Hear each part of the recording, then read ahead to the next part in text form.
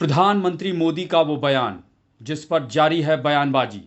पहले राहुल, ममता और थरूर, फिर सामने आ गए केजरीवाल। आखिर सर जी कैसे रहते चुप? लेकिन केजरीवाल ने इस बार प्रधानमंत्री मोदी और आरएसएस पर निशाना साधने के लिए अपने पसंदीदा भगत सिंह और बाबा साहब की तस्वीरों वाले ऑफिस की बजाय सोशल मीडिया प्लेटफॉर्म एक्स को चुना और फिर जो पोस्ट किया, पहले उसे देख लें, सुन लें, फिर आगे की कहानी। केजरीवाल ने लिखा, 2014 में मोदी जी ने कहा कि वे देश के प्रधान सेवक हैं।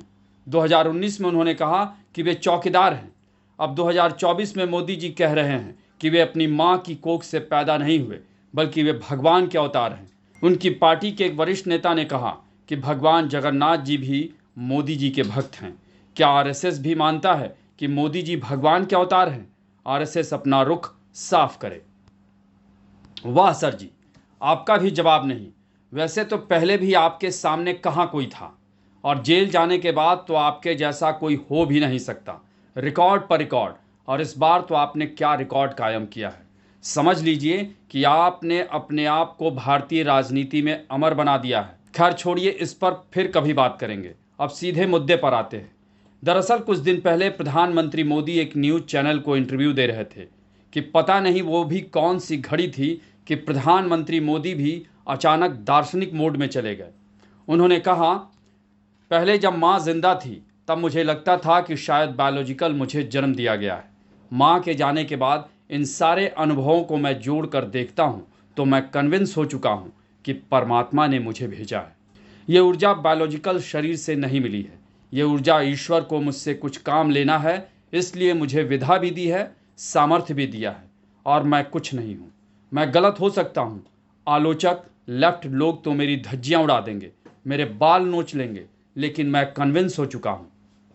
फिर क्या, पीएम मोदी के इस दार्शनिक अंदाज ने उनके विरोधियों को उनके खिलाफ वो दुर्लभ सियासी दांव दे दिया जिसका संधान कर भाजपा प्रधानमंत्री मोदी और आरएसएस पर बाण छोड़े जा रहे हैं। और 2 जून को फिर से जेल जाने से पहले अरविंद केजरीवाल ने तो प्रधानमंत्री मोदी पर सवाल उठाते हुए आरएसएस से ही जवाब मांग लिया है। वैसे भी केजरीवाल इन दिनों लगता है कि पीएम मोदी से ज्यादा आरएसएस को निशाना बना रहे हैं, तो उसके सियासी मायने भी समझे जा सकते हैं। शायद उन पर दुश्मन से नए दोस्त बने राहुल गांधी का प्रभाव हो सकता है, क्योंकि आपको याद होगा कि राहुल गांधी कुछ समय पहले तक अपने हर भाषण में आरएसएस और उसकी विचारधारा को लेकर वार करते रहे हैं। अब जब बात राहुल गांधी की चल निकली है तो ये भी सुन लें कि प्रधानमंत्री मोदी के बायोलॉजिकल और परमात्मा वाले बयान पर तो राहुल ने पूरी मौज ही ले ली और उसे किस तरह हंसी में उड़ाया। पहले इसे देख लें, सुन लें, फिर आएंगे इसके साइड इफेक्ट पर। ऐसे आप सब हिंदुस्तान के की जनता, सारे जीव जो बायोलॉजिकल हैं, उनको नरेंद्र मोदी जी कहते हैं कि भैया आप सब बायोलॉजिकल हो, मैं बायोलॉजिकल नहीं हूं। मुझे परमात्मा ने ऊपर से भेजा है, मिशन के लिए भेजा है। अब अगर भैया सड़क पे आपको ये कोई कह दे तो आप उसे क्या कहोगे? क्या कहोगे? उसे कहोगे भैया माफ करो, काम अपना करो, हमें अपना काम करने दो। तो सुना आपने, राहुल गांधी तो पीएम मोदी का मजाक उड़ा ही रहे हैं। उनके सहयोगी शशि थरूर ने भी पीएम मोदी के बयान पर सवालिया अंदाज में तंज करते हुए लिखा, कोई दिव्य प्राणी भारत में नागरिकता के लिए पात्र हो सकता है, और अगर नहीं तो क्या उसे वोट देने या चुनाव लड़ने का अधिकार है? चुनाव आयोग चुनावी मैदान में हिस्सा लेने वाले स्वघोषित देवत्व के प्रश्न पर गौर फरमाए। इस मामले में पश्चिम बंगाल की मुख्यमंत्री ममता बनर्जी भी कहां पीछे रहती। उन्होंने तो तंज कसने में सबको पीछे छोड़ दिया।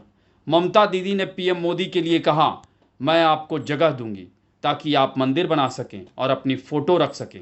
हम लोग तुलसी के पत्ते भी चढ़ाएंगे और धूप बत्ती भी जलाएंगे, और यहाँ तक कि पुजारी भी नियुक्त कर देंगे। आपको हर दिन मिठाई और फूल भी चढ़ाई जाएगी। आपको ढोकला और खिचड़ी भी चढ़ाएंगे ताकि आप वहाँ पर बैठें और कृपया भारत को परेशान करना बंद कर दें। बहरहाल विपक्ष फिलहाल एक सुर में प्रधानमंत्री मोदी के परमात्मा और बायोलॉजिकल वाले बयान को लेकर वार कर रहा है, लेकिन शायद उसे पता नहीं कि पीएम मोदी जो भी करते हैं उसके पीछे उनकी सोची समझी रणनीति होती है। ये मामला सीधे परमात्मा यानी आस्था से जुड़ा है। आपको याद है ना मोदी का 2014 का वो बयान, जब उन्होंने कहा था कि मैं आया नहीं, मुझे माँ गंगा ने बुलाया है, और उस वक्त भी विपक्ष ने इसे लेकर जो तंज कसा था उसका क्या साइड इफेक्ट हुआ था ये किसी से छिपा नहीं।